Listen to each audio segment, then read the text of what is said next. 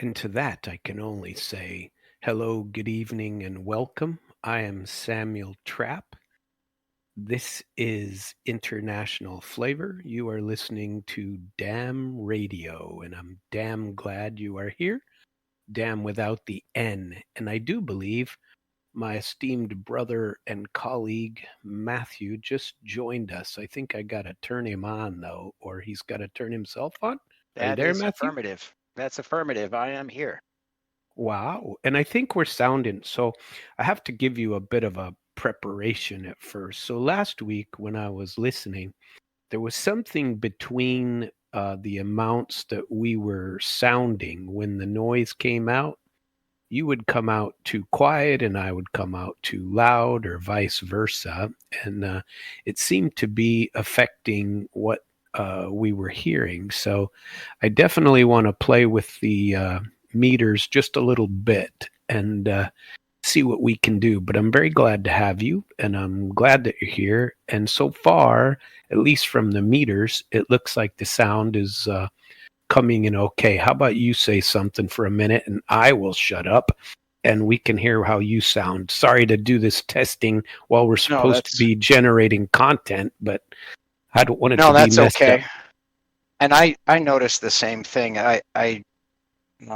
Somebody had mentioned it to me, and I went back and listened, and I noticed it was there kind of at the beginning, I think, of the show, last time. But you're coming in like evenly. Yeah, you're It pretty sounds. even to me too. I think I'm a tiny bit more loud than you are, but since we're both not in the same location, sometimes it's a little bit difficult, and I don't want it to be anything that affects anything. So we have a Missouri-based radio program, and you're in Chicago, and I'm in Florida. So now I've come clean for the pair of us. How do you feel about that? Sounds pretty good. I'm representing Chicago. I like that. When you say represent, that's funny. Of course, my son Andrew. Yeah, yeah. Can I tell How's you a he doing small these days? story about Andrew? When he turned 21, he was, oh my God, Andrew was a good kid. He reminds me so much of me. It's not even funny. I have 4 kids, and that kid is me 30 years ago. You know what I mean? And he funny, funny, funny, funny. And he was in college, and he came over to my house, and he was staying for the weekend, and he went out with some friends, and then came back home, and I was living in a pretty big home outside of Jefferson City, Missouri, and he was spending the evening with me, and I had to go pick him up, and he was. He'll probably get mad at me for telling this story, but he had gone out with some old frat buddies, and I picked him up in my car, and he threw up in my Mercedes. That was a bad night, being drunk. And then I had to get him. He had to get him out of my car, and he was. It was so hilarious, and it should. I realize it's not, but it was something that shouldn't have happened. And but he kept going, just what you just said. I don't represent. I don't represent. And I kept asking him what in the world he was talking about. And apparently it has something to do with frat boy sorts of things that they would all have to say they either did or didn't represent some kind of something. And so whenever somebody says they represent or don't represent, I can't help but think of that atrocious story about my oldest son, and he's a very good kid, and I don't mean anything bad about that. I've been in some less desirable positions, my damn self, and I I definitely appreciated him, and a very good kid, and just he was a bit under the weather, but he played it off pretty well by saying he didn't represent whatever frat he was a part of. He didn't represent, so meaning he didn't spread it out to all of his brothers, is what I think. So, Yeah. Well, yeah, I'm sure we all have stories that are put us in less than a favorable light. So hopefully, yeah, but I just ratted out his, and but it was. I probably shouldn't have. I've got my own, so maybe one day I'll tell some of my evil tales of woe. And trust me, I got plenty of those. So. Well, you're on. I think you corrected me last week. I think this is visit number 8 for you. This is number 7. Number 7. So last week I was one over. One under. This week I'm one over. So, I'm very glad to have you here, and I have a whole bunch of tabs pulled up if we wanted to review any of the news. I assume that you have heard the news today that Israel has hit Iran. They call it preemptive. Suddenly they're acting like the U.S., like if we strike you and claim that we've done it preemptively, that makes it okay, right? Well, of course. Mm-hmm. We did that only to stop you from doing it first. That's why we get to call it preemptive, Oh, yeah. Yeah. Have any deep thoughts on that? I think that's a good segue into tonight because, global power structures and why people feel like they could and should be able to do something like Israel bombing Iran and those kinds of things really speak to, some of what is quote unquote acceptable and somewhat isn't. And I think in tonight's show, we'll hopefully enlighten the listeners a little bit about the different global power structures that are out there and how to, how to build your own. Build my own power structure. I want to build your own power structure. I mean, we all get a vote. The question is does the vote really matter? So I unfortunately say no. I say that our votes mean as little now as they ever have, and that frankly, I'm not so certain that they ever really did. I hate to say such sacrilegious things, but there you have it. Well, and yeah, I don't want to, get people depressed. But I do think there's some things that we have to look at, and really, I think, come to terms with. And I think one of the reasons why, and I think this is important because when we had the last meeting, there was a lot of, I won't call it heavy, but stuff in there where it's kind of like, hey, show me something positive because you showed me all this negative stuff. Mm-hmm. And it may surprise people that I have a very positive outlook on the future. Like, I think the future is very, very bright. I think the best days of the world and the United States are ahead of us, not behind us. And I do think that we've had a bit of a challenge here for the last 20, 30 years. But I think we're gonna be going through some transformations, and hopefully the caterpillar will come out and be a butterfly. Well, I do like that positive outlook. And before you go too far, I hate to go back to reminding you of the times that we were in Qatar, but you introduced me to a good number of your friends from over there, and I cannot remember his name, but there was an Iranian guy who I particularly liked hanging out with, and even after you introduced me to him, I hung out with him several times myself, and sadly, oh yeah, I can't remember his name to save my life. But yeah, I sold him a whole bunch of my furniture when I moved. I remember. Oh, he's a fantastic guy, and he's a great guy. Yeah.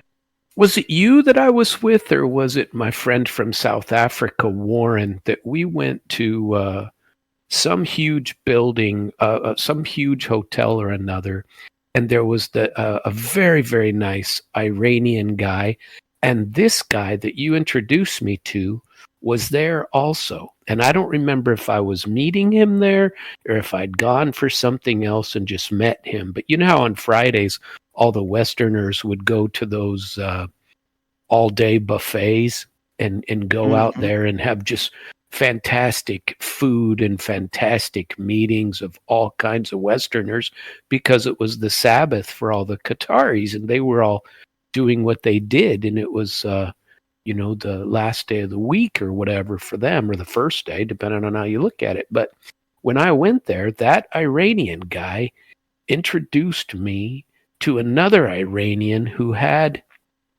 I might have showed you these pictures.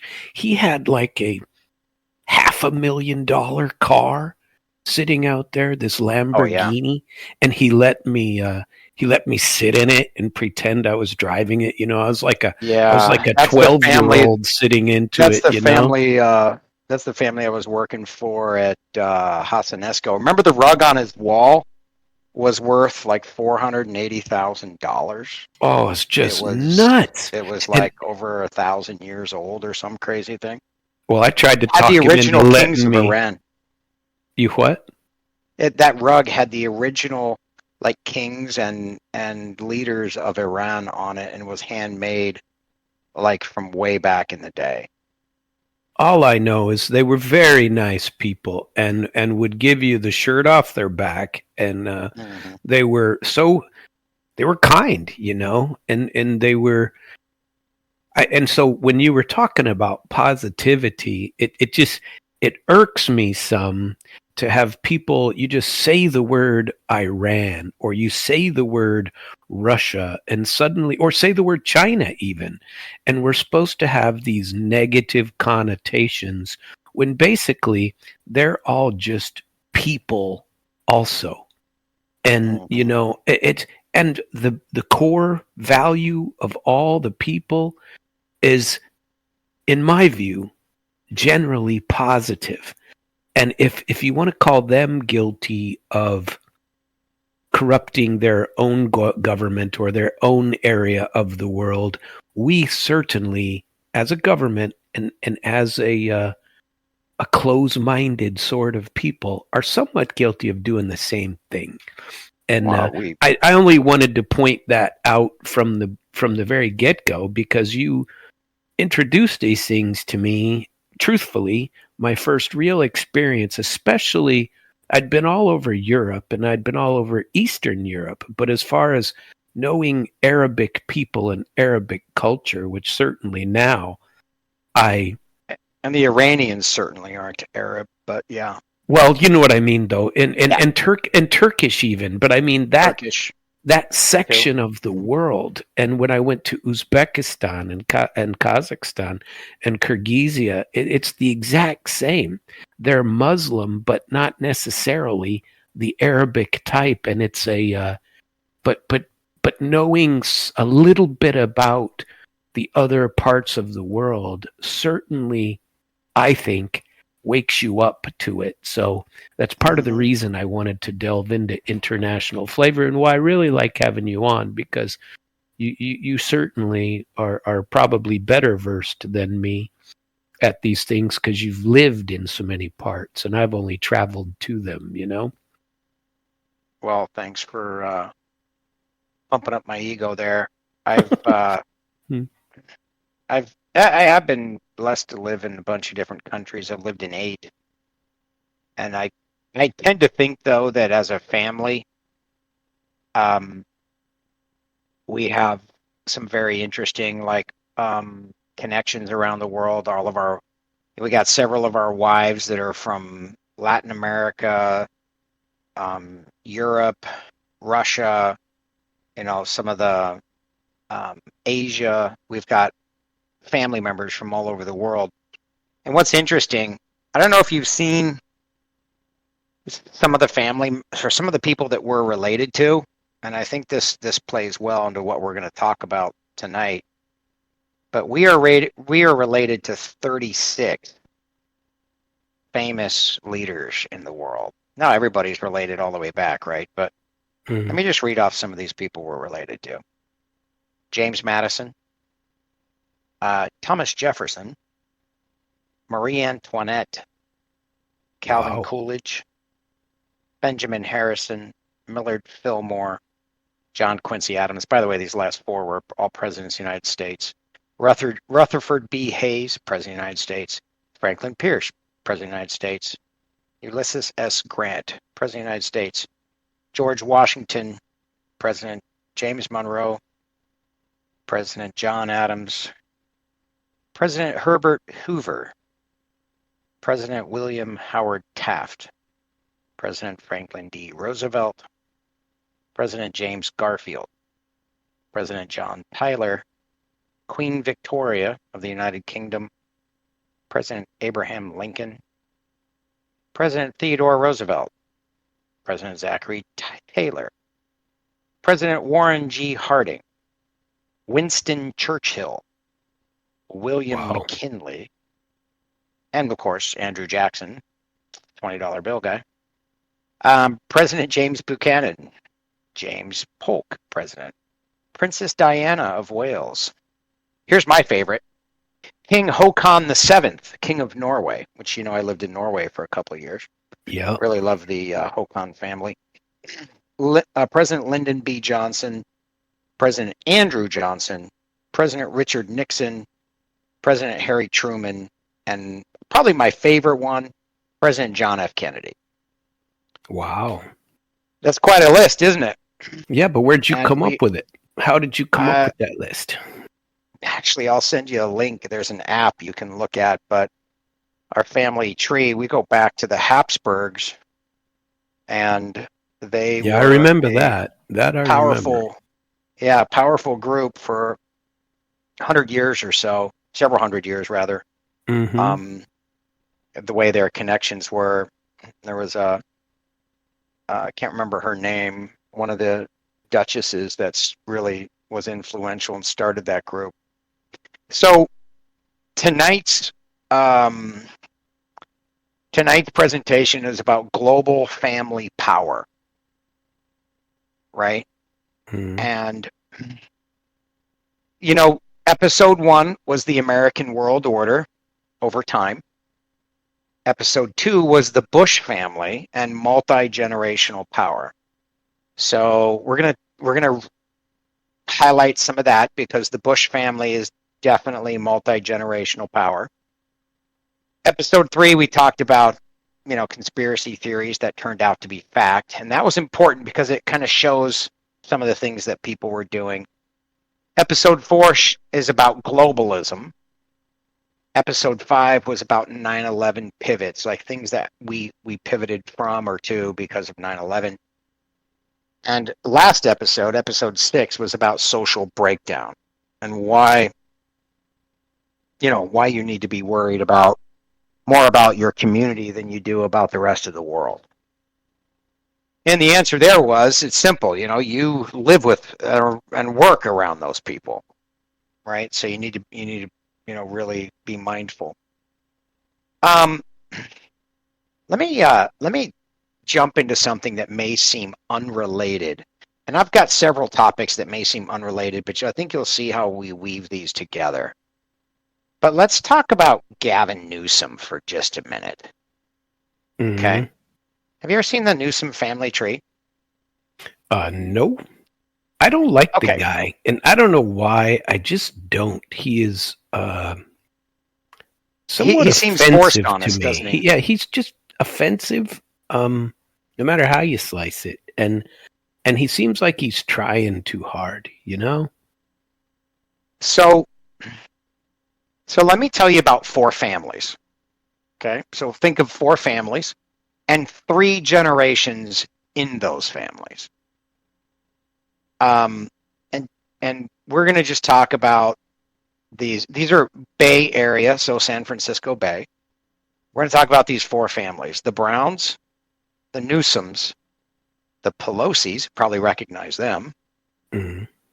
and the Gettys, as in John Paul Getty. Right? Wow. So, how do they fit? So, the Browns. The they basically, we got Pat Brown, who was governor. Now this is way back in the day. Now all these go back over 80 years. And I might even, I've got one of my screens up that show their family tree. And I may just send you a picture of it. It's quite interesting, actually, because when you look at it, you say, and you brought this up earlier, are we really voting? Are we really, like, remember, can you vote if you're not in charge of the choices that come before you? And this is what we've talked about. One of the biggest problems, I mean, I've got a lot of problems with the Democrat Party, not the least of which the actual primaries that they pretend to have, right? Yeah. And, we saw that last year. We saw that, they just were all about picking people and putting them in. That's how RFK was pushed out of the party. He literally was pushed out. It wasn't voters who said, no, we don't want him in the primaries. It was the Democrat Party that did it. So, yep. Anyway, long and short of it is that, these things are something to be mindful of, and something that we should understand how global power works. And so I tried to send this over to you on Discord, but actually it's being sent over to you now on text message. You should have it here soon, as soon as it uploads itself. Okay. So we've got these four families, the Brown, the Pelosi's, the Newsoms, and the Gettys. They're all intertwined. So Pat Brown was Jerry Brown's father. Now, Pat was governor from the 1940s. He became first Pat started out as San Francisco's district attorney, and with help from businessman William Newsom. Now, when you start looking at how this works in California, you begin to realize that people like Kamala Harris and others are being selected in certain ways. So it's not like, there's a natural progression there. There's a whole bunch of help. So Pat and William Brown, all right, both Pat Brown and William Newsom were good friends. Pat became San Francisco's district attorney, and how did he become district attorney? He was friends with businessman William Newsom, which is Gavin's grandfather. Okay. Now, Pat and William and John Pelosi, who is Nancy Pelosi's father-in-law, they were kind of awarded this, you've probably heard of the Squaw Valley Ski Resort, after the so it's after the 1960 Olympics. So they're all in on that. One of Pelosi's son married William Newsom's daughter, and another married Nancy D'Alessandro. Who is Nancy D'Alessandro? Nancy Pelosi. She was married into the family and became a Pelosi. Mm-hmm. Right? Now, the resort soured and they had some bad business dealings, but they all stuck together, as you do. Yeah. And the next generations, as they do, the next generation from the 70s to the 80s, we got Jerry Brown, who's governor. He's appointed by who? Gavin's father, Judge William Newsom, to the bench. Right? Okay, hang on. I switched that around. Jerry Brown was the governor, appointed Gavin's father, Judge William Newsom, to the bench. Okay? Mm-hmm. Judge Newsom he'd long worked for who? J. Paul Getty. And he later managed the Getty family trusts. Right? Mm-hmm. So the Getty money was now employed to jumpstart. There's a little project called Plump Jack, which is Gavin Newsom's wine and restaurant venture, which now launched his public profile. So the Gettys informally adopted Gavin after his parents' divorce. And this mirrors the earlier help that the Newsoms gave to Gordon Getty. So when Gordon Getty's family had problems, and that was J. Paul and whoever his mom was. Remember, Gordon's the son of J. Paul Getty, and can't remember the mom's name. He was adopted into the Newsom family, and they helped him, move ahead on some things. So now, Gavin parlays his business successes into San Francisco politics, then became lieutenant governor, and in 2019, governor. Now, why does this matter? Okay. Newsom is the first Democrat to succeed another Democrat as California governor in over 100 years. So this symbolizes both generational change and the enduring influence of this very, very tight Bay Area power circle. So what do we see here? We see a multi-generational power alliance. We see friends hooking up friends. We see money. What's that? Naturally. Yep, as you would. We see money supporting new ventures. And we see a systematization of these processes together. We now see it's becoming expected. It's the way things are. So why is this important? A lot of people like to talk about conspiracies. And you may remember, I brought it up a couple of times about the DuPont family in New York. And as the story goes, they roll in there, they see all these blue-collar workers around, and they're like, we don't want these stinky, grungy people in our city. And by the way, I'm taking liberties here. I don't know that they ever said that. But whatever the reason, we know they didn't want blue-collar people in Manhattan proper. And I used to live in Manhattan, and it's a lot of service people, right? But there are no factories there. So all of the factories are moved out to Pennsylvania, or near those kind of places. Even some down in New Jersey, but most in Pennsylvania. So is that a conspiracy? Is all this stuff from these four families, 3 generations of power brokering, is that a conspiracy?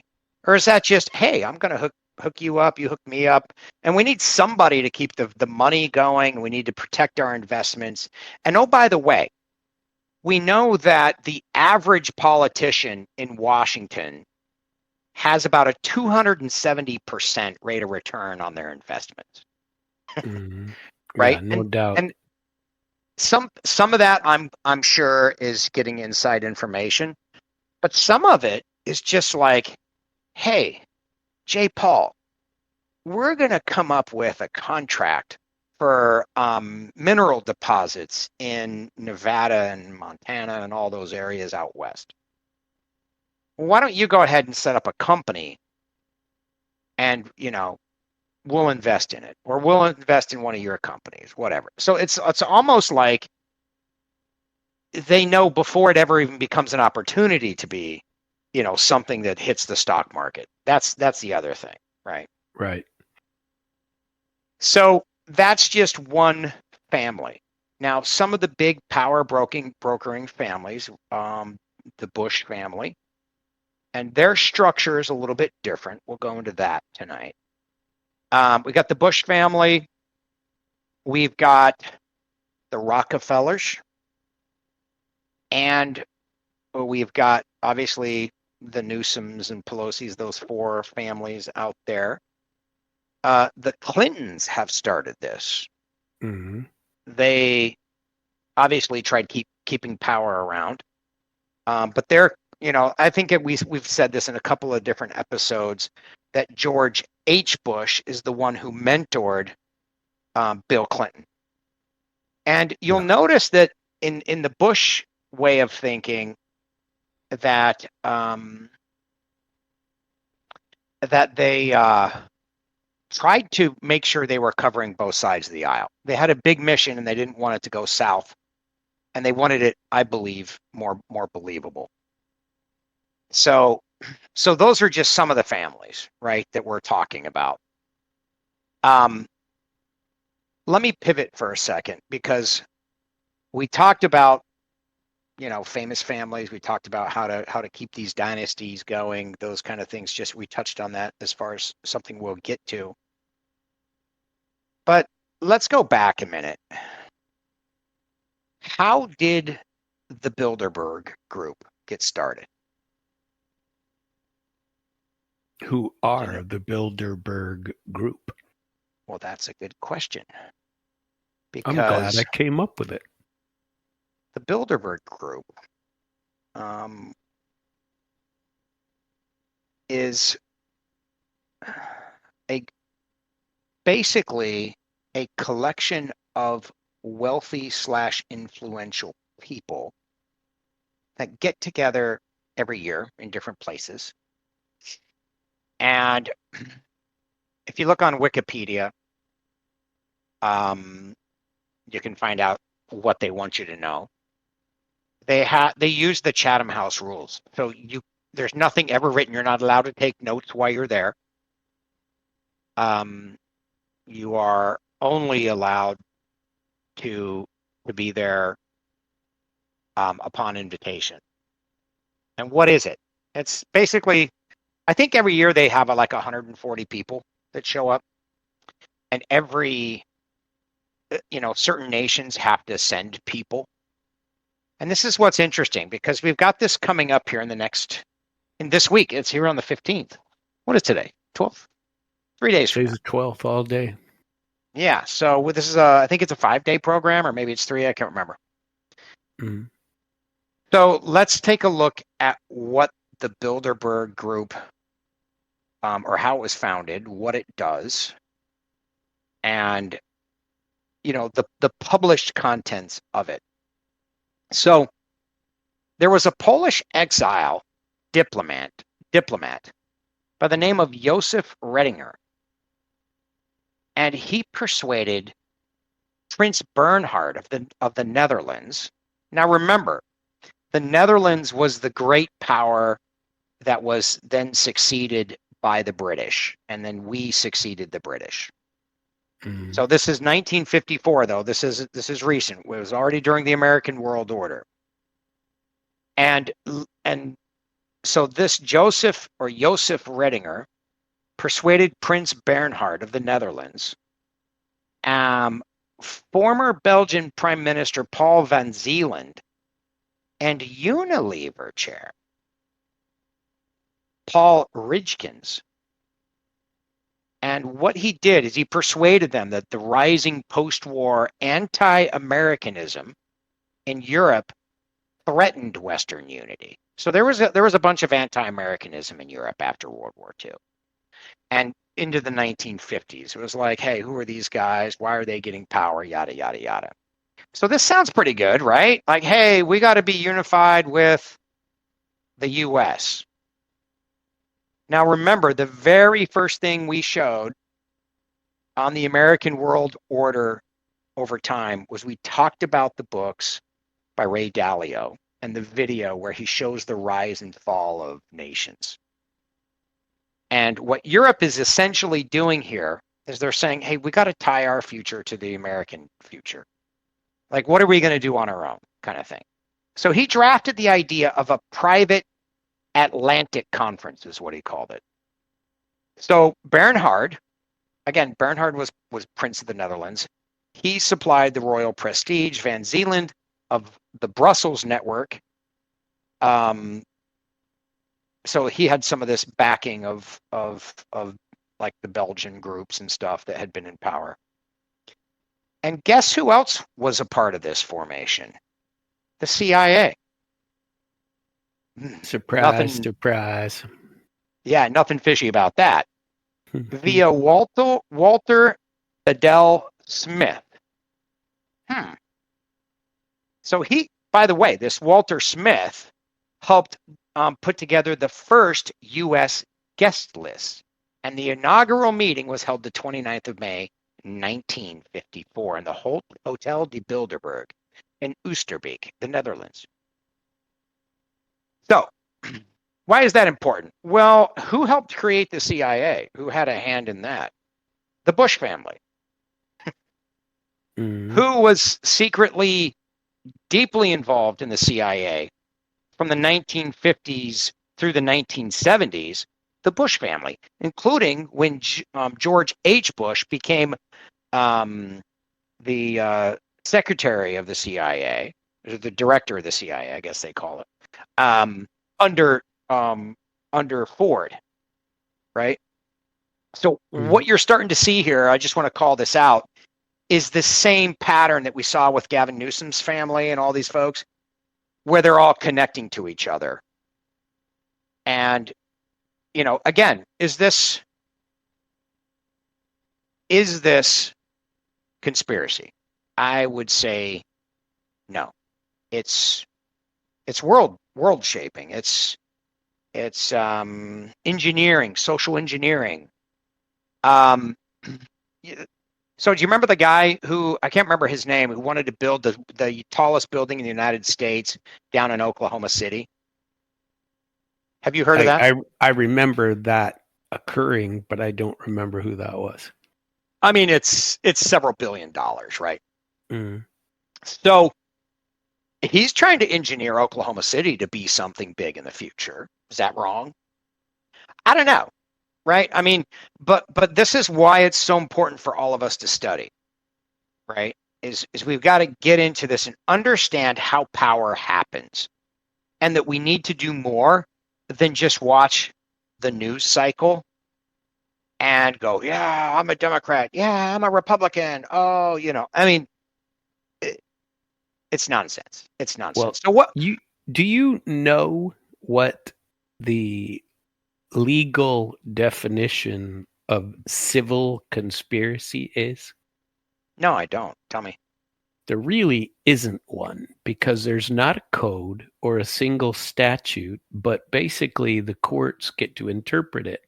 So it comes out of case law. And so usually it's prosecuted under an area of the law that I loved and went after government actors with, and it's 42 United States Code, Section 1983, which can take the power of the feds to go after a state actor, okay? But and conspiracy is one of those, but you never get to prove it because the judges are creating their own power grab, just like the ones you're talking about. And basically, the definition says this: it is one, an agreement, express or implied, between two or more persons to engage, this is number 2, in unlawful conduct or to achieve a lawful objective through unlawful means. 3, has to be done with the intent to harm another person. 4, that results in an overt act, that means something visible and seen as all together, that is in furtherance of this conspiracy. And number 5, actual harm or damages to the person who's alleging the conspiracy. So for me or you to claim that any of these people are, even if they're acting in concert together, it's like what you said. Is it really a conspiracy? Well, good question, but it can't. What is a conspiracy? It is. But can we each claim individual actual harm or damages to us on an individual level? Well, as a societal, maybe so, but as an individual, I don't know. I think so. Here's where I'm going to play the other side of that coin. Okay. When you see that these people are also connected with the leadership of the Democrat Party, which has their own state structures and then, of course, the national structure. How did Gavin get on the ballot in California? Pelosi's friends with those folks. All of the people who run the Democrat Party are going to defer to those that are already in leadership and have the money to back it. If the Pelosi family and the Getty family said, no, we're not going to back, Joe Schmo over here, but we will back Newsom, what do you think the Democrat Party is going to do in California? So again, my question from the beginning is, do you have a choice? Oh yeah, I can vote for Newsom or I can vote for this Republican schmo over here. Yeah, good for you. It's the Russian elections because you can vote for whoever you want, but there's only one name on the ballot, right? And so and when we look at what happened, so I'm gonna pivot back now, and I'm gonna talk about the Bilderbergs because we see the power structures of people helping people. We also have now already discussed previously how the Bush family structure was, right? How they passed down power and wealth and purpose one generation to the next. Can you get your son? Can I get my son to follow in my footsteps? Do what I do, have the same purpose as me? That's tough, right? There's some things you have to do. So I'm gonna try to. I know we're got a lot to get through in the next 30, 40 minutes. The beautiful part of a talk show is that it continues on the next time. No problem. Yeah. And I realized as I was going through and kind of putting my notes together that I've literally got a lot more content. And sometimes I wonder if I actually made my point, because I think sometimes the exclamation point at the end that I was going for actually never made it onto the show. So, yeah, but to make you feel better about that, the fact is, if you're keeping the interest of me, you're doing a very good job. And I think that you and I have a very good play against each other. So I like what you're saying. And if I ever thought you weren't giving something valuable, I would tell you. And so there you go. And probably just hit the remove from program button, right? That's right. You accidentally clicked that. Oops, he's been X'd out accidentally, and I can't get him back on. I call that the Freudian click, right? That's right. Where you click, oops, gone. Sorry. Oops, sorry about that. And I won't be getting him back right now. Well, I've got a technical difficulty. That's right.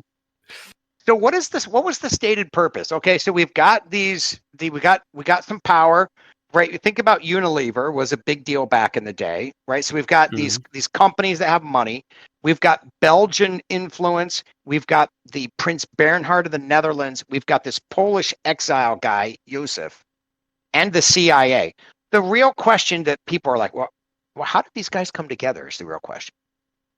Like, how did they know to contact each other? And that's the thing that I think, did they run into each other at a bar? Like, what's going on? So, again, leave it up to the listener to actually think these things through and read about it. So what was the stated purpose? The aim here was, and I'm going to quote this, to foster dialogue between Europe and North America. Now, and in the Cold War context, remember, we were still up against the Soviet Union back then. This is, quotes, prevent another world war by that's end quote, by cementing an Atlantic consensus on security, economy, recovery, and integration. Sound like globalism, anyone? Because to me, especially because the Bush family, i.e. Prescott Bush or Grandpappy Bush, he wanted a global government. His son is the one who proclaimed a new world order, and his grandson is the one who started to move it even closer together. So that was the stated purpose. So here's the mechanisms in play. Size and mix, there's 140 invitees every meeting. There's 2/3 of those European, and an American split. There's 1/3 from public office, and the rest are business, finance, tech, and media. Right? Now there's a steering committee which has 30 permanent members, and that's 2 each per 18 NATO and EU countries. And these guys meet twice a year to set the agenda and draft the guest list. So the steering committees, they elect themselves a chair, and The current chair is Henry D. Castrillas, and the co-chair, who is Maria Jose Chavez. Now, there is no outside appointment process, right? You're not going to get a thing in there, Sam, you've been appointed, right? Membership. Well, I don't know. I was hoping that all those famous people we were related to, like somebody would hook us up. But I think we would go in there, and that's probably the reason why we're not in power structures, is because we like to destroy them. But anyway, so membership is by invitation of sitting members. And as I said earlier, they're using the Chatham House rule, which, for those of you who don't know what that is, you can use whatever you hear, but you cannot attribute remarks. There are no there are no votes. Like, you're not going to vote on anything or say you voted on anything. There's no communiques. There's no resolutions, right? So those are the rules of discussion. So, and no when you think press about releases. There's no. Well, now that it's gone on for a while, there's some things, right? Like the steering committee, they set the agenda, and the way that works is their topics come first, so they shape the kind of voices the committee needs in the room. So it's not like, even, like the CEO of Apple could be invited, but he can't even give an agenda item, right? What he can do is talk to a sitting member and say, I'd really like to hear this. And they'll probably say, hey, look, we got an agenda. We might be able to fit it into something here, right? So, well, I did a quick AI look at this, and one of it says that the recent development is the 2024 meeting in Madrid discussed AI, Ukraine, and global conflict, and the co-chair was Jens Stoltenberg, and they're talking about transatlantic security. It means that's particularly important to them, but still, which is why you see it in the media, right? The media is the one who sets the topics for what people pay attention to, right? Interesting. Nordic names. I told you I like King Håkon and the Håkon family. The Nordic names are prominent this year. And I think, if I can make a prediction, we're going to start seeing Nordic influence rise in the coming years to a large crescendo in maybe by the middle to the end of next decade, where we see a lot more power and influence by the Nordic countries. So anyway, why am I bringing all this up? Well, first of all, there's no lobbying there. And these invitees officially attend as individuals. So even if you're prime minister of, France or whatever, or if you're CEO of General Mills,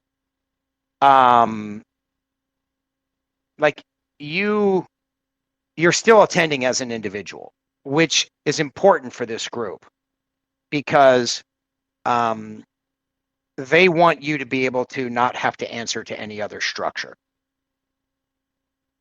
Okay. Your board of directors, in other words. Yeah, well, the board of directors, the steering committee. So you can find this year's list online of the 140 that are going through this year. But let me ask you this: like, when I look at what the Bilderberg Group has done and is doing, is it a shadow government? No, not in the literal sense, right? Now you go to Michigan, and you literally will see shadow governments, Shiite Muslim shadow governments in places where they are using Sharia law.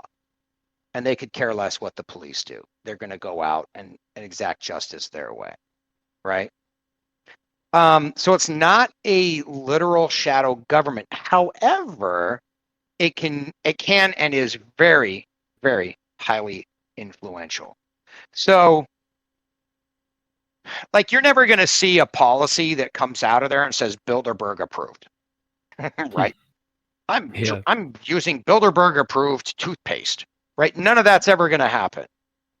And maybe toothpaste was the wrong thing. I was kind of joking there, but like this policy of let's say immigration. We saw immigration policies change across the globe. Sweden, Germany, Canada, and then the United States are just a few of them. Were they Bilderberg approved? I don't know. But the influence travels through a couple of different ways. So when they first formed the agenda, the steering committee members always choose future-oriented themes. Now, this year, AI has its own group, its own focus. This is the first time it's had that, right? And you have to remember that any power structure on the earth can be a pro or a con, something seen as positive or negative by other power structures. Just the way we see North Korea. We don't like it. What does this group see as positive and negative? We know in the past they viewed George Bush favorably. We know that they have not liked our friend Donald Trump, right? Has he ever been invited, you think? I don't know. That'd be interesting to find out, because I think he used to be in favor of a lot of people back in the day. Mm. We just learned that he was probably on Epstein's plane a few times, but Yeah. So the agenda framing itself, remember, they're using future oriented. In other words, what are we going to do in the future? The way to tell like a fast-paced moving company is by what they're projecting into the future. If they're operating 3 to 5 years ahead of the rest of the companies, they're going to win, right? Because they're thinking out in front. Then you've got these network effects, right? Remember, there's 140 senior officials invited. These are CEOs, these are politicians, these are editors, and they leave with what? Shared talking points that they can then enact on the inside of these formal institutions. So they go back to places like Fox News, CNN, and they're back there, hey, let's do these kinds of stories. And then we also find something interesting, that there's a leadership pipeline. So rising politicians like Newsom and others, they're invited early. They then have contacts. They've got the intellectual and donor scaffolding and visibility that can matter when they make their power play.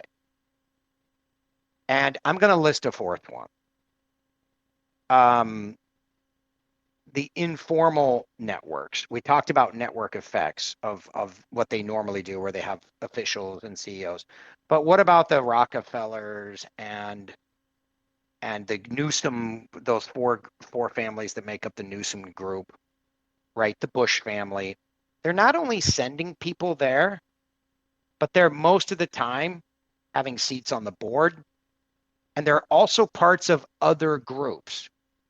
And when you look, I suspect, at where some of the U.S. aid money goes, that it goes to fund these type of initiatives. And I think we'll be able to show that in the future. Right now, it's just speculation on my part. So when you think about the leadership pipeline, Bill Clinton was there in 1991. So was Tony Blair in 1993. Wait a minute. Those years correspond to right before their rapid ascents to the U.S. presidency and UK premiership. Mm. Again, I would ask, do you have a vote? Yes, you do have a vote. But does that vote matter? Now, why is this important? Because I really I really struggle when I hear Democrat Party propaganda that talks about democracy. Name me one person in the Democrat Party since who? Who is the peanut guy? Carter? Jimmy Carter. Jimmy Carter. He bucked the system. He was the last populist candidate, just like Ronald Reagan and whatnot back in the day was populist. Everybody after that was chosen. And then the people just felt like, oh, I'm going to vote for Barack Hussein Obama. I get shiver down my leg when I look at this guy. Well, that's because the news media gave you that shiver. And all the dollars from the other groups made you like him. Right? Period. That's the truth of it. So these are things to consider. And I want listeners to move beyond the things that are in front of you and start scraping under the surface, right? So the real question is, okay, Matt, you've made some great points, but has anything ever come of the Bilderberg Group? We talked about the beginning where they wanted to unify Europe. That was in 1954. 54 is when that group got together. 55 is when they did the Bilderberg, right? In that one, they explicitly listed the Barbizon Conference, or it's otherwise known as the Barbizon Conference Report. They specifically listed unification of Europe. Now, within 2 years of that, we have the Treaty of Rome, which is signed in 1957, which founded the European Economic Community, which was what? The predecessor to the European Union. Wow. How many signatories were on that treaty? Well, actually, I don't even know the answer to that question, but I do know that 3 of those signatories were reoccurring Bilderberg guests. Right?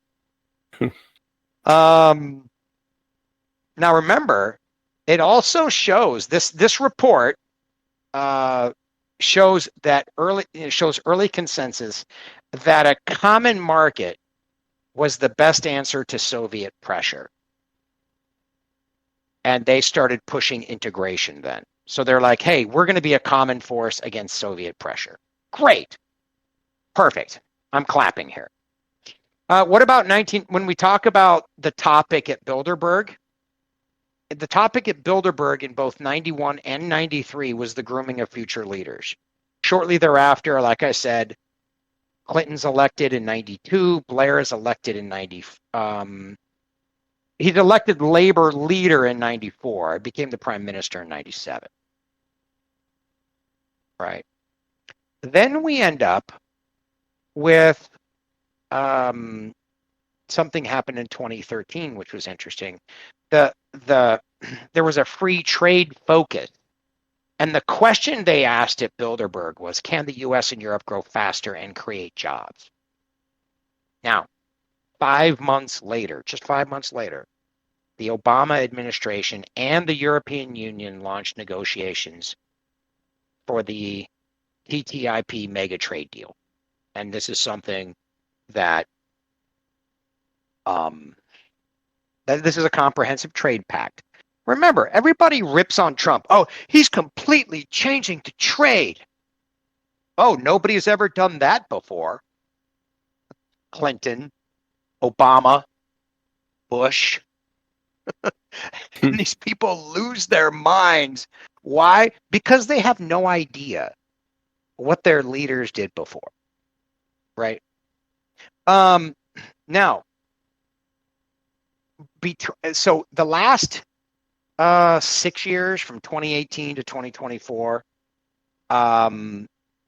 they've been talking about the AI acts, right? This is adopted in 2024, the EU. And there's a U.S. executive order that our boy Biden put together in 2023 that are talking about controls and risk and all these things. Remember, what was the first thing that Vice President Nance did when he went over to the AI conference? He first chewed out Europe for infringing on everybody's freedoms. Mm. And then he said, why are you guys so afraid of AI? So he is deliberately standing up to all of the push. Remember, it's 6 years worth of push on AI.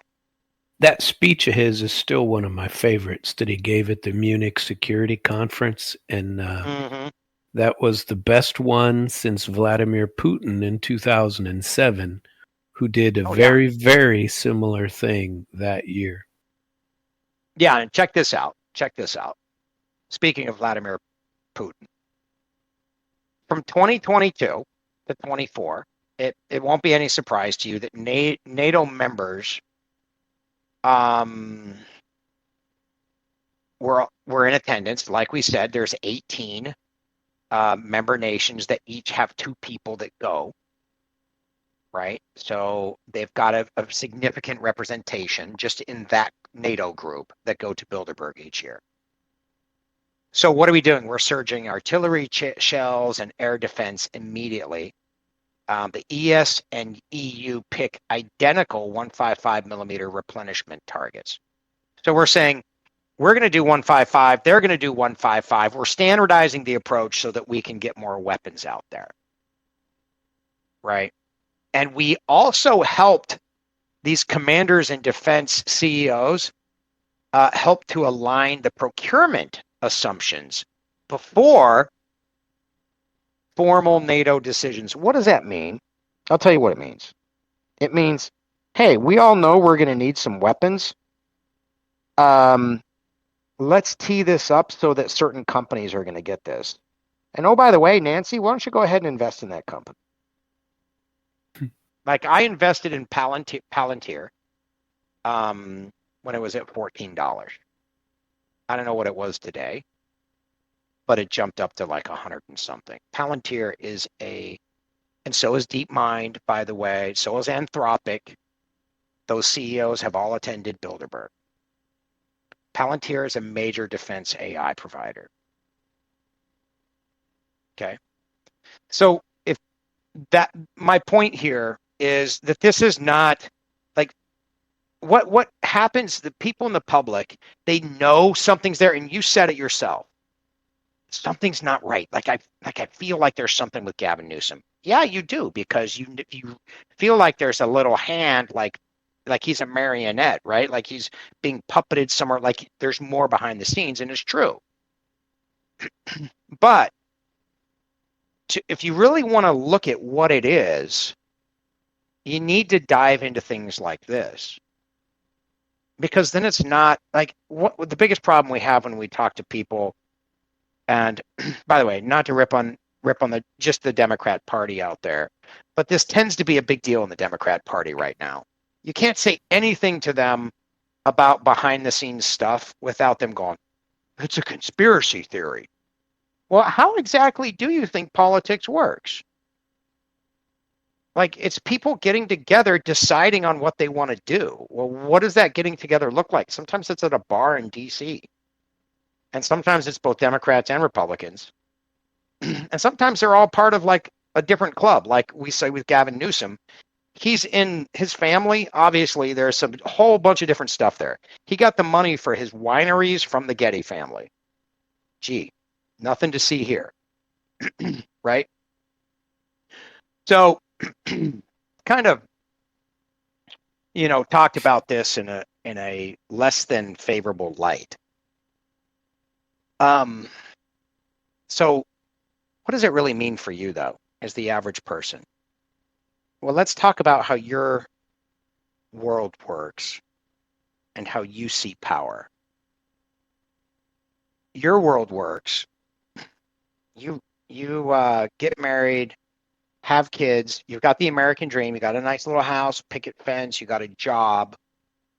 And then you want your kids to grow up to be whatever they want to be.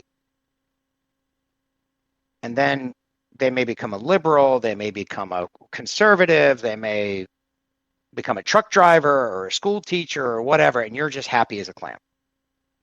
That's not the way it happens in these families. Like in these families, There is a very, very heavy influence on the future.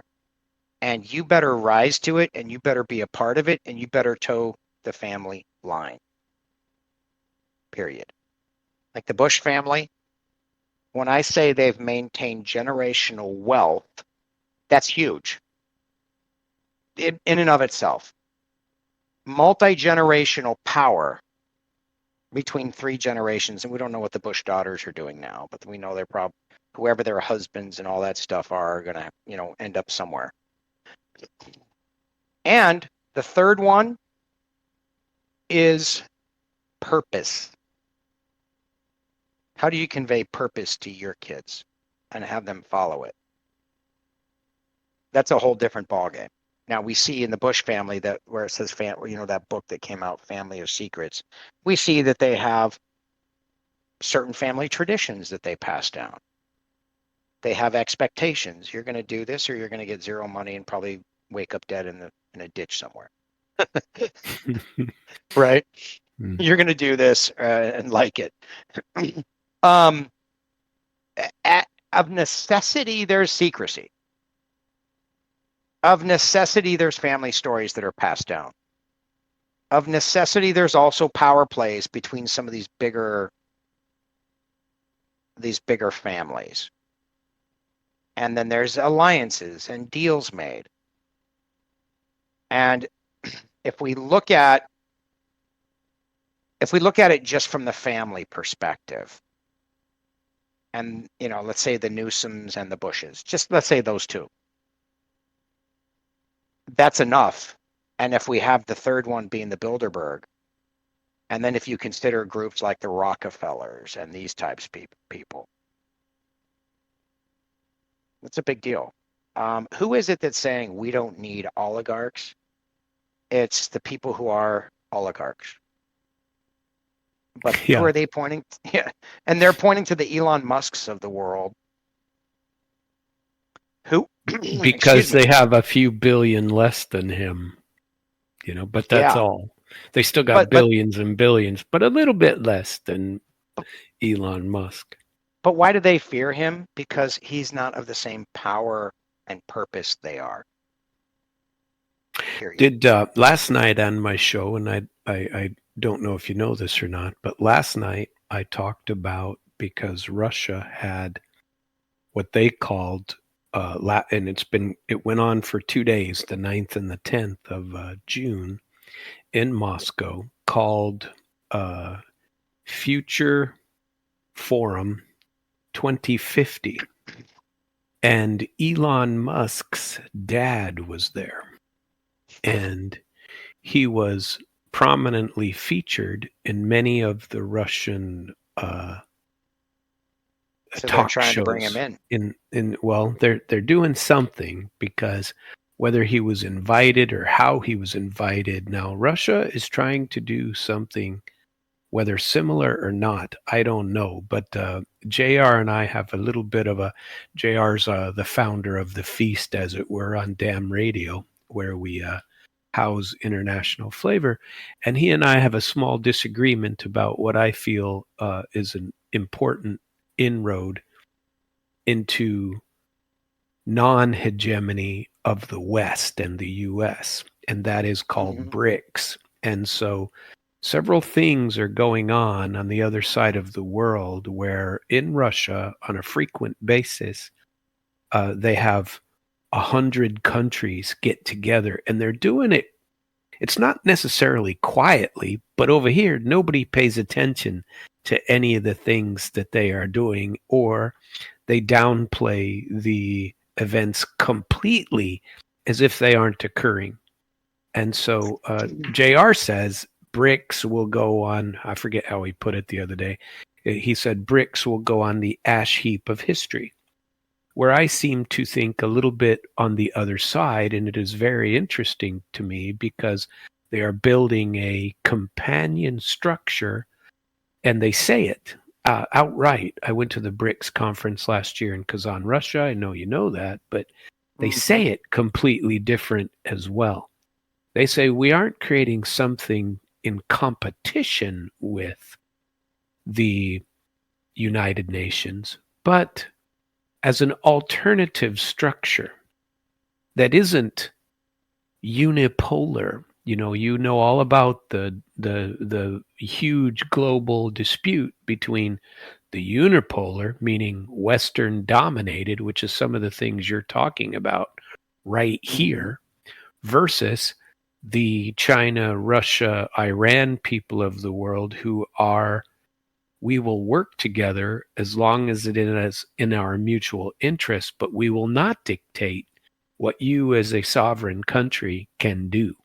And so I don't know what you follow on the other side of the world and what you don't, to be truthful. But every time I listen to you, I of course am comparing the other side of it. Yeah. The other attempted side of it, which may or may not be successful. But JR used to have a thought process that he also talked about, which I also discounted and said, well, maybe not. But then I got to thinking, maybe it is. He said something to the effect when Donald Trump was running for office.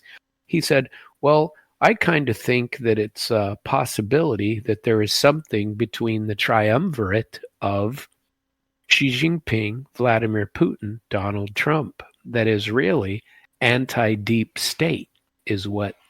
And that also is a very interesting theory. I haven't researched it enough, but it also wouldn't surprise me. It wouldn't surprise me, and it'd be interesting. Well, you have to ask. I remember back in the day when I was living in the Middle East, it was spread around. You know how the Arabs like to brag about, we got the World Cup and we only paid $700 million for it. Yeah. And when that came out, they were like, what? Didn't you guys have to pay off the committee too? And everybody's like, shh, you're saying the quiet part out loud. Mm-hmm. Stop it, right? So then there was this big thing with FIFA, and they have right. You're not allowed to bribe them, but everybody knows they do. But it's just the only way to get the World Cup is to bribe everybody. And that's right. These Arabs are like, yeah, we paid the most because it's a badge of honor, right? Well, if I look at, and they sent $400 million to Barack Obama back in the day. They're bragging about it, and people in the States are like, Donald Trump is receiving money from overseas. Oh, you mean like Hillary, like Obama, like everybody in the Democrat Party, right? Yeah. So, but even worse, they're getting it themselves from U.S. Agency for International Development. which gave the Clintonistas somewhere in the neighborhood of $4 billion, and the daughter of Hillary got like $85 million for her first little charity project that she built and became the director of. Nonsense. In her defense, her salary was only $180,000. Okay. So just because you can direct where the 180 million goes and your salary is only 180, you know, I suppose that makes it okay. But so far, nobody has given me 85 million to do something charitable with in Nepal. So far, I've gotten nothing. So you could buy a whole country that's of Nepal for 85 million. That's right. My hand is still out though, but so far nothing has dropped into it. Well, you need to. So I rattled off everybody we're related to, and you need to start working the proper power structures. That was my point. That's right. That's right. That you're going about this the wrong way. I'm doing it all wrong. I'm pissing off the power people. Exactly. And that is not the way to go. You're talking to the populace as if they have any type of power. Hey, let's but you don't if you become a lawyer in Missouri either. And I know you know that story. You and I have talked about it at length. And if you think that the executive and legislative branches are corrupt, just wait till you dig into the judicial branch, which we'll go there. Well, I do frequently, but it's nonsensical nonsense all the way around. And one thing you cannot question in America is what? The legal structure. We have the best legal structure in the world. That is what is pumped into your head from day one of law school and even before. that you cannot question the system. The only way to do anything about it, if you don't like it, is join it and attempt to change it from within. But the only way that happens if you get in there and lick the rear end of the guy above you. And so for those of us who are not lickers of Yeah, but other people's rear ends, you're that's not talking going to about happen. very true, but you're talking about small power with a small p. Well, no doubt, Think no about doubt. And think I'm only about this. talking about being part of the system, Oh even yeah, a tiny you're part. looking at a small uptick. Oh, So definitely. let's break this down a little bit. Okay, remember at the beginning I said if you really, I'm going to show you how to do it. If you really want to do it the right way, right? Get big, right? Remember the power structures that we've talked about.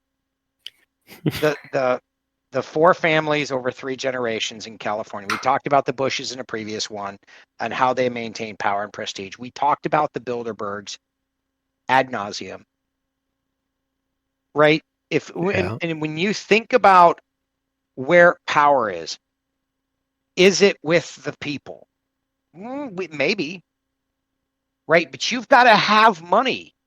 Like look at the reason Trump was successful. He spent billions, so did Musk.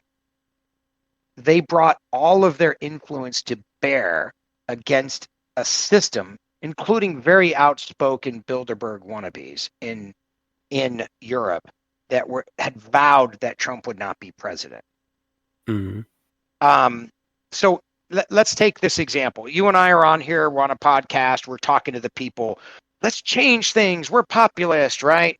But we're talking to the people who, by and large, don't recognize the power that they have, and most of the time don't use it.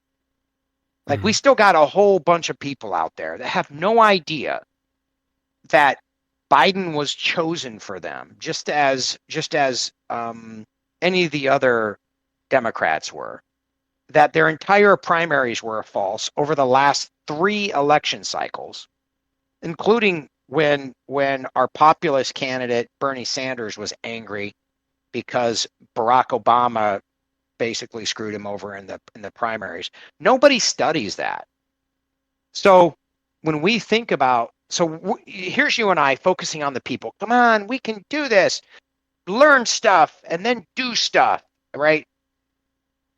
I mean, we're talking to the people, but if we really were power brokers or wanted power, who would we talk to? We'd go be one of these families or start one of these organizations and put a couple of our own families together and get some money. Just like, we've got a governor here, Pritzker, who's a billionaire. We've got Rahm Emanuel, who became the mayor of Chicago after he was chief of staff to Barack Obama, who was brought to Illinois by the Republican Party and groomed to be president here. Those are the power structures that if you really wanted to do something, you'd get in those power structures. But you'd have to sell away some of what you wanted to do yourself. And you're left nut to get into that kind of crowd. You'd never were your firstborn child. You remind me of the Steve Martin. I don't remember if you remember the album, but Steve Martin would go, "You can be a millionaire and never pay taxes." Well, you say to me, Steve, how can I be a millionaire and never pay taxes? He says, well, it's very easy. First, get $1 million. and then second, when the government asks you why you didn't pay your taxes, 1 or 2 words in the English language. I forgot. Yeah. Anyway, but the important part is the first part of that where he says, it's easy, Sam. It's easy, Sam. Just get $1 million, Well, now though, why our family isn't one of the power brokers. And that's because we speak truth to power. Mm-hmm. So I had a college professor who was on the Council of Foreign Relations, CFR, right? And this quote unquote think tank, which are the small timers that tee up stuff and help move things around, coordinate the like this, if the Bilderberg sets all the agenda and the roadmap for the next 5 years, the CFR and groups like it, like the one that wrote the article, or the book rather, for the CIA, called "Which Path to Persia," which we've talked about before, and maybe we should do an episode on that, by the way. But the CFR is kind of like the street level implementers, and these guys are a part of, they have their own focus, and there's a bunch of these quote unquote think tanks. And some of this money that you see floating around from USAID, it goes to other organizations and then funnel it back to like these think tanks and other people to actually do stuff. That's my claim on that money. But anyway, I had a college professor who was on the Council of Foreign Relations, and him and I would talk politics and different things. And he had me write a report on, can't remember what it was, but I basically just trashed the power structure. And what was interesting, I think the thing that he found most offensive was that I tied in some religion to it and talked about how some religions on the earth are influenced by political brokering and power, and how the media will prop that up. And that was the thing that he would. Anyway, after I got my paper back, I knew I was never going to be invited to the CFR. So anyway, look, I know we are short on time. We're getting down to the wire, but maybe we do an episode, and I think I'm coming back next week on your birthday. And thereabouts, I think I'm doing 2 episodes. Maybe I'll do one on Which Path to Persia. Well, you may be covering me without me on my birthday, and which, for those of you in the not know, is June the 17th, and I officially am old. I am definitely old. We'll tell the listeners that night where to send gifts and cash. That's right. That's right. Send small contributions of $1,000 or more, please, to my. Gold members are 1,000 or more. Silver that's right. Is only that's right. That's right. Just accepting fine gifts of anything you got. Just send it on over, and it'll be well spent, I say. Yeah. And that's why. We're gonna do 2 things. I think what we're gonna do is Which Path to Persia, and I think we're gonna do another one called The Fourth Turning that talks about generational cycles. On a book there, so the listeners can kind of tee up some information themselves. I think that's what we'll do. If you have time on Sunday night. Sunday night is my first show of the week. And what I would like to do is have you log in with me using that software I told you about, but don't mention on the air here. That it's not a secret. We got from the Bilderberg Group. Yeah, really, it's not a secret or anything. I just want to make sure that we get it set up correctly so that you can log in appropriately and cover me, and I show you how this works. And what it'll probably be is you control the board and you do the exact same thing that I'm doing. And with any luck, you can learn from my months and months of mistakes what not to do. And I will show you how to log in and control it. Maybe on Sunday, and maybe we can do it privately before that without actually broadcasting. Yeah, that way I don't have to dork things up in the actual show. Yeah, exactly. Okay. So, and I apologize. I don't mean to run you off, but I'm going I gotta go. Begin the wrap up, and I know it's time for you to move along. I, as always, very much appreciate your comments and your very pointed and intelligent discussion on a lot of these topics, and I like it. and I like the things that you bring in, and I think it's very nice. I thank you once again, brother mine, who Well, is much thank you. much younger than me, and but still almost as wise as I am myself. I Perhaps. aspire to such wisdom, I will tell you. That's right. So, As you all should. right. Yeah.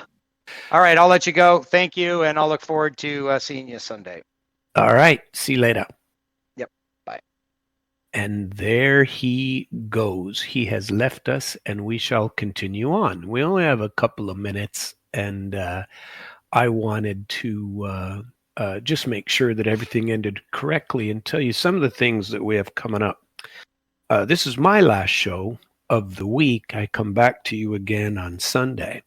Some of the things that I have been looking at, obviously, are the quote preemptive strikes by Israel on Iran. And I initially do not have a warm, fuzzy feeling about those kind of things. But nobody will mention anything negative about that because you're supposed to love everything that Israel does. And I am not so gullible that I will go with that. Although I don't have anything naturally negative either. But I don't have anything naturally negative about Iran either. Especially the people, some of whom I've met and thought very highly of.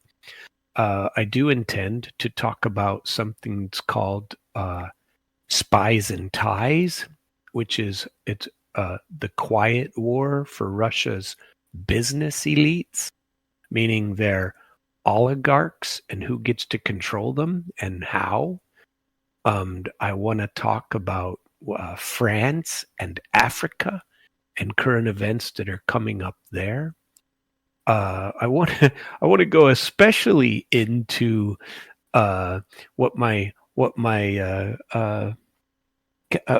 a person I know, and I've been on his show before. Alex Christoforou calls Prime Minister Starmer 008, and I very much think that fits, and I like to hear it. And he says that Keir Starmer 008 has stated that confiscating Russian assets, this came out today, is complicated. He can't just go out and confiscate them and think there are going to be zero consequences. Seoul has stopped, North Korea has stopped the loudspeaker broadcasts facing across the border. And so has Seoul in the other direction. They're no longer broadcasting against each other in the other direction. I find that interesting. We want to go into that. The U.S. has sanctioned International Criminal Court judges, and people like to talk why. Washington is blacklisting 4 justices over their Gaza probe, just as it did during investigations into war crimes in Afghanistan. They just sanctioned the judges to shut them up. Rubio sent congratulations to Russia on Russia Day. That was, interesting. We have some more topics to talk about, and there will be plenty more coming up for my Sunday night show. I appreciate you being on the program. I hope that you come back on Sunday night at the same time. Join me, 2 dogs, and a vicar on International Flavor on the evening of Sunday, the 15th, I believe it will be. And that will be a good evening. I'd like to see you then and hope you all come. Remember that you can go to internationalflavor.com and download all of my prior shows. They will be there and you can see them. You can go to damradio.com/schedule and get a complete schedule. Listen to damradio.com even when there isn't talk on the channel because we have outstanding music, well programmed, and you can also listen to all the shows on podcast mode if you go to damradio.com/podcasts. So I definitely appreciate you all being on the show, listening to me and my dear brother, Matthew von Trapp. I will see you Sunday.